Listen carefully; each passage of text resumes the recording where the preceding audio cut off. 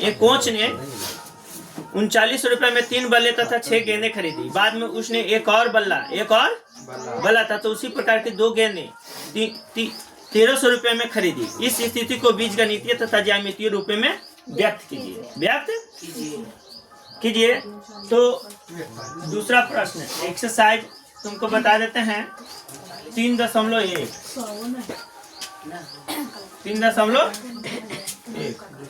Account से पैसा निकाला।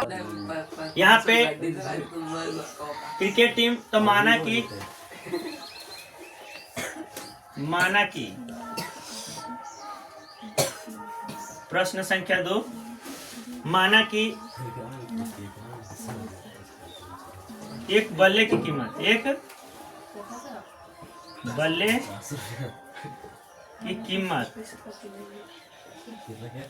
कितना है 100 रुपया।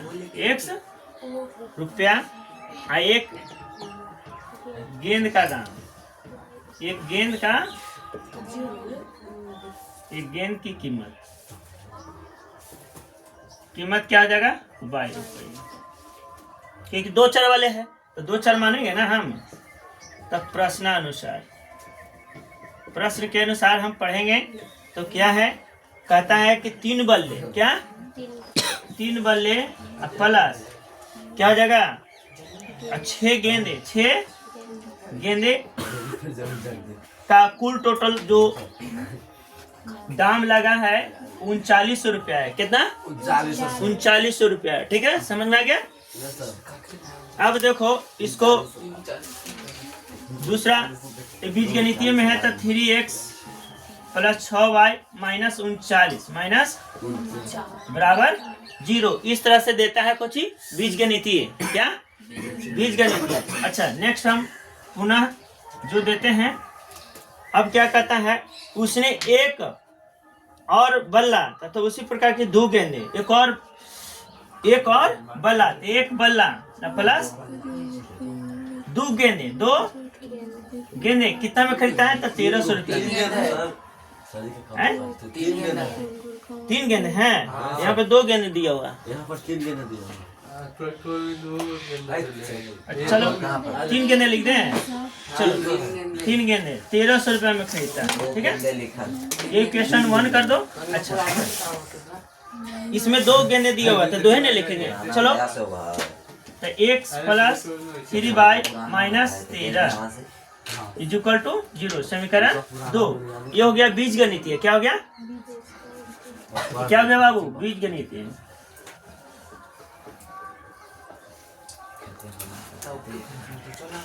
बीजगणितीय ज्यामितीय जो होता है वो ग्राफीय विधि से जो बनता है वो ग्राफीय विधि से हो जाएगा। ठीक है, तो लिख लो, इतना ही बनाना है इसका।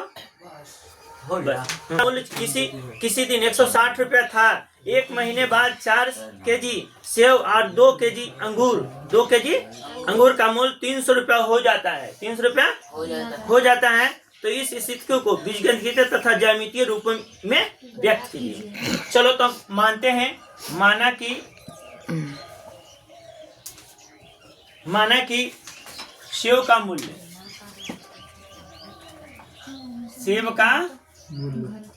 मूल्य बराबर 100 रुपया। कितना 100 रुपया।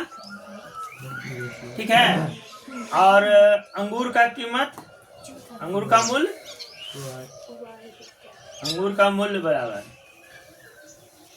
2 चर है तो मान सकते हो, ये भी मान सकते हो, x y भी मान सकते हो, कोई भी मान सकते हो प्रश्न से। तो प्रश्न से क्या कहता है कि 2 केजी सेव, 2 केजी तो 2x प्लस कितना हो जाएगा 1 केजी अंगूर, तो y सिर्फ लिख दो इक्वल टू कितना हो जाएगा 160 रुपया। ठीक है, पुनः क्या कहता है कि 4 केजी सेव प्लस 2 केजी अंगूर, 2 केजी अंगूर का मूल्य जो है 300 रुपया है। कितना है 300 रुपया है। अगर इसको ऐसे ही छोड़ दो तो ऐसे ही ठीक है। ये क्या हो गया बीजगणितीय। क्या हो गया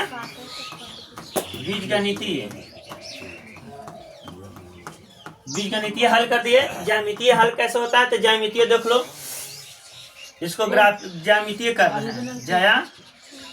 मितीय हल हल कर रहे देखो मैया, तो 2x हो गया बराबर 160 minus y, x is equal to कितना हो जाएगा 160 माइनस वाई बटा एक्स, ये टू ना 2 हो जाएगा। इक्वेशन 1 हो गया।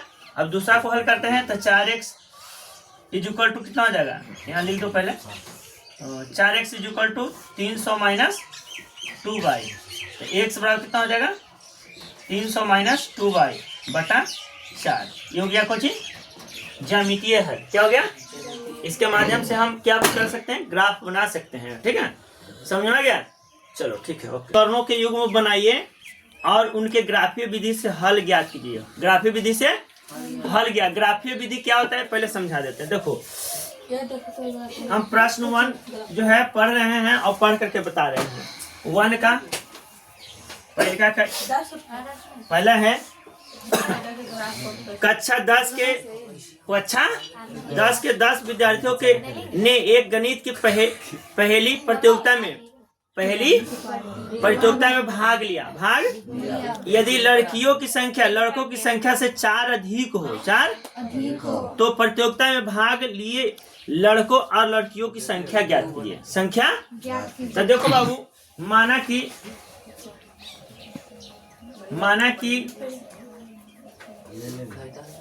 लड़कों की संख्या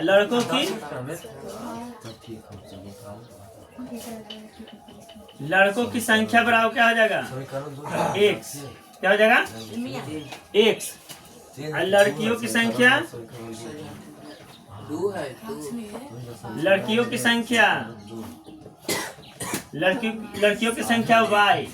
संख्या y। उधर देखें लड़कियों की संख्या, तो प्रश्न से क्या कहता है कक्षा 10 में 10 विद्यार्थियों ने एक प्रतियोगिता में भाग लिया, तो x प्लस कितना हो जाएगा बाबू, x प्लस y बराबर 10। समीकरण 1। अब पुनः क्या कहता है, कहता है कि यदि लड़कियों की संख्या कितना है, y है अरे y है।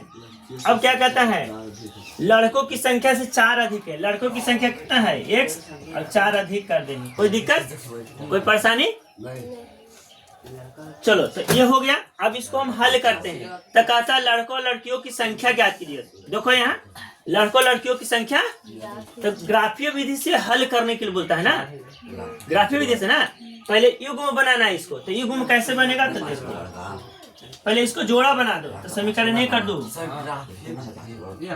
तो क्या हो जाएगा y minus x is equal to 4। जोड़ा बन गए, तो समीकरण 2 हो गए। ये भी जोड़ा हो गए। क्या हो गए, जोड़ा।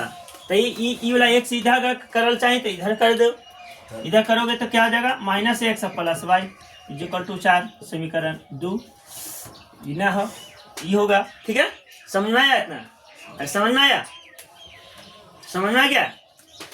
नहीं, क्या नहीं समझ में आया? x प्लस 4 कहाँ से? x प्लस ई वाला x जो माइनस में, तो माइनस में लिख दिया है ऊपर ई वाला।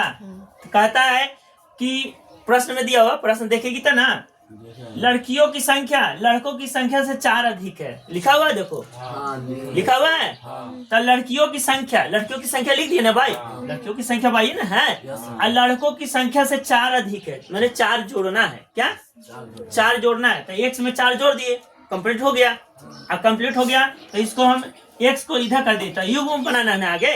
तो युग्म मैंने जोड़ा, एक जोड़ा, तो एक जोड़ा, एक दोनों का एक जोड़ हो गया। अब उसको ग्राफीय विधि से हल करना है, तो ग्राफीय विधि से हम हल करते हैं। ग्राफीय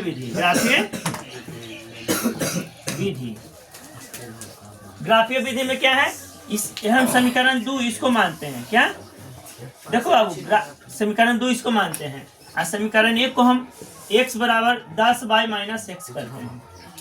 ठीक है, 10y क्या है ना, तो फिर इसको ही रहने दो, कोई दिक्कत नहीं है, इसको रहने दो। और इसको समीकरण 1 माने हैं तो 1 मान रहने दो, इसको ऐसे रहने दो। तो हम लिखेंगे समीकरण 2 का मान समीकरण के में देने पर समीकरण 1 में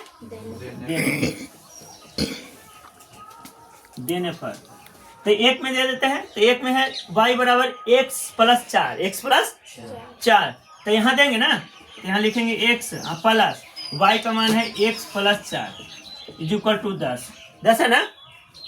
x कितना हो गया, और 10 में से 4 देते थे कितना आता है, तो कितना हो जाएगा 2x इज इक्वल टू कितना हो जाएगा 6। तो 3 दूनी x के मान कितना आ गया 3।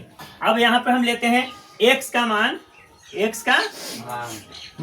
समीकरण क्या में देने पर 2 में दे देते हैं, आसान हो जाएगा। समीकरण 2 में देने पर तो दे देते हैं समीकरण 2 में। तो y बराबर कितना है बाबू, x प्लस 4 है कि नहीं। तो अब बताओ x के मान कितना आया है 3, तो 3 रख देंगे और प्लस 4 जोड़ देंगे, तो y बराबर कितना हो जाएगा 7। यानी कि यहाँ लिख देते हैं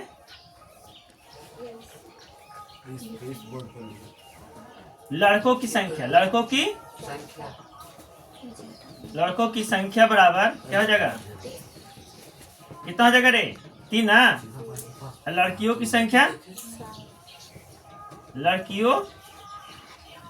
कितना हो जाएगा 7। अब देखो आंसर देख लो, मिला लो।